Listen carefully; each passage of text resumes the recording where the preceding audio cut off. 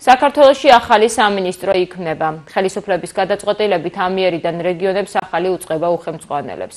როგორც ქვეყნის პრემიერ-მინისტრმა ირაკლი ყობახიძემ განმარტა, ეკონომიკის ზრდასთან ერთად მნიშვნელოვნად გაიზარდა ადგილობრივი ხელისუფლების ბიუჯეტები. რეგიონული განვითარების მინისტრი იქნება გრიგოლი ლუაშვილი, რომელიც სახელმწიფო უსაფრთხოების სამსახურს ხელმძღვანელობდა. დამოუკიდებელ სამინისტრო ჩამოყალიბდება საქართველოს რეგიონული განვითარების სამინისტრო. როგორც მოგეხსენებათ, ეკონომიკის ზრდასთან ერთად მნიშვნელოვნად გაიზარდა ადგილობრივი ხელისუფლების ბიუჯეტები, რომელთა ჯამმა თბილისის გარეშე 4 მილიარდი შეადგინა. ეს ერთი მხრივ ზრდის ადგილობრივი ხელისუფლების შეასრულებას, განახორციელონ საზოგადოებისთვის მნიშვნელოვანი პროექტები, ხოლო მეორე მხრივ ზრდის გამოწვევებსაც, რომლებიც შესაბამისი ამოცანების შესრულებასთან არის დაკავშირებული.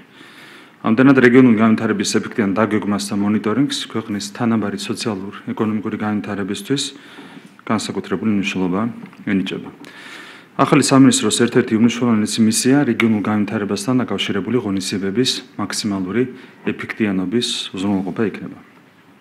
საქართველოს მთავრობამ უკვე შეიმუშავა და საქართველოს პარლამენტში წარადგინა შესაბამისი კანონპროექტი, რომელსაც საპარლამენტო უმრავლესობასთან გავლილი კონსულტაციების შესაბამისად საქართველოს პარლამენტი 15-18 აპრილს განიხილა სასესიო კვირაში. ჯერ ერთი სიახლეს უნდა მივესალმოთ. ანუ რეგიონულ სამინისტროს მიესალმებით. აუცილებლად ძალიან კარგი იქნება, რაც არ მოემატებს ხარისხი მუშაობისა და შემოსავლებისა და რა ვიცი, ყველაფერი დადებითად მიმაჩნია.